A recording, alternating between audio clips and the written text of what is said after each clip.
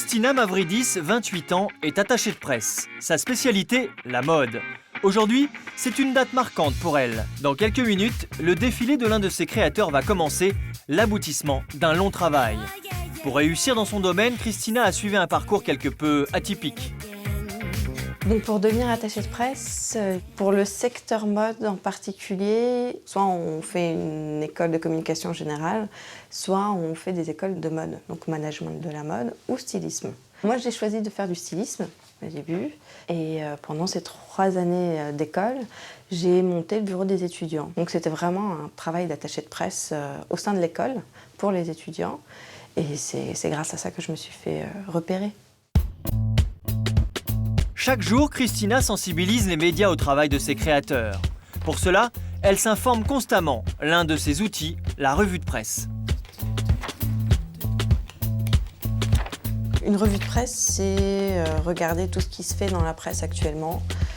Donc autant pour repérer nos parutions à nous, donc les articles qui parlent de nos créateurs, mais aussi voir un peu ce qui se fait en général, quels produits sont le plus régulièrement repris, quels thèmes, quelles idées.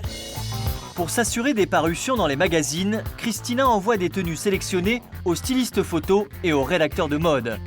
Cela s'appelle une sortie shopping.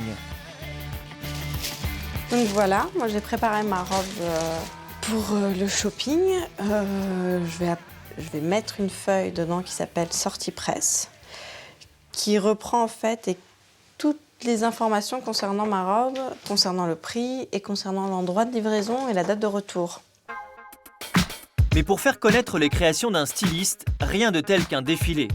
Son organisation est une mission d'envergure qui prend plusieurs semaines. C'est un événement qui récompense les efforts accomplis chaque jour, tout au long de l'année.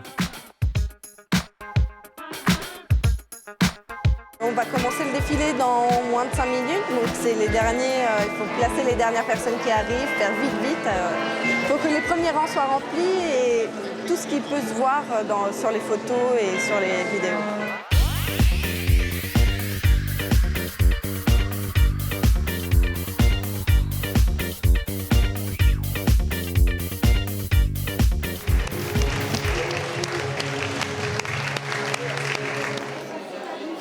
Dans ce métier, j'adore le fait de mettre en avant un créateur, de parler de lui, de l'aider à construire quelque chose et voilà, d'évoluer. J'adore la relation avec les gens, c'est des rencontres nouvelles tous les jours, donc c'est hyper intéressant. Le défilé est un succès et Christina est félicitée par les journalistes. Une satisfaction qui n'a pas de prix.